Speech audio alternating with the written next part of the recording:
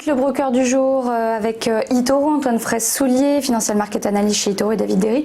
French Partners sont avec nous. Bonjour. Bonjour. Messieurs, on va commencer avec les market movers européens. Antoine, un petit mot pour commencer sur le CAC 40. Alors oui, le CAC 40 qui, bien la semaine dernière, finalement encore fait du surplace.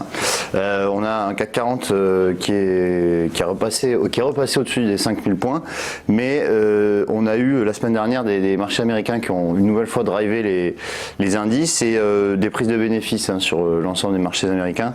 Donc le CAC 40 n'a pas pu progresser. On est toujours compressé en fait, finalement, maintenant depuis le mois de juin, entre 4800 et 5100 points grosso modo. C'est vraiment deux bornes qu'on n'arrive pas à dépasser. Et c'est vrai que malgré l'engouement qu'on avait eu en début de semaine, alors hier le CAC a repris quasiment 2%. Mais on n'a vraiment pas de tendance, ni à la hausse ni à la baisse, et vraiment on reste donc dans un range latéral, comme je le disais, 4800, 5100 points.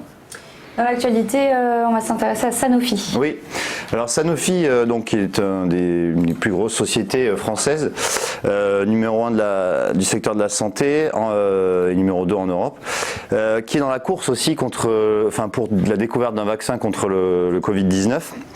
On a le PDG de Sanofi qui a annoncé ce week-end que lorsque il y aurait un vaccin, celui-ci serait commercialisé à 10 € la dose, ce qui est 4 fois plus que ce que compte faire AstraZeneca. Mais on a quand même des bonnes nouvelles du côté de Sanofi. Tout d'abord, le Dupixent, qui est son médicament phare, est approuvé maintenant dans quasiment tous les pays et notamment aux États-Unis par la FDA, la Food and Drug Administration. Et on voit que le titre Sanofi en bourse finalement a fait une tentative de dépassement au mois de juillet de ses sommets historiques à 95 €, mais depuis c'est un petit peu laborieux. On est même redescendu au-dessous de ce niveau de support là à 85 €.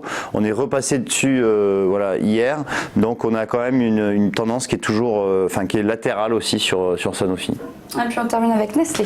Alors Nestlé, qui est donc le numéro 1 mondial de tout ce qui est alimentation et boisson, donc le secteur food and beverage, qui est donc société suisse, a annoncé la semaine dernière l'acquisition de Aimmune Therapeutics, et on voit que Nestlé finalement essaie de fait des acquisitions dans les biotechnologies aussi. On a vraiment ces biotech qui sont plébiscités par plusieurs gros mastodontes.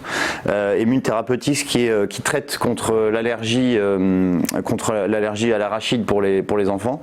Donc voilà, on a une société qui essaie vraiment de se diversifier, notamment dans les biotech, et le titre est assez peu volatile, comme on peut le voir sur le graphique. On a un titre qui progresse, certes, depuis le début de l'année, mais on est toujours aux alentours des 110 francs suisses. Donc plutôt une valeur qui est vraiment défensive et qui varie très peu en bourse, ce qui est pas plus mal dans des marchés qui sont très volatiles. Merci beaucoup Antoine, c'était les Market Movers européens.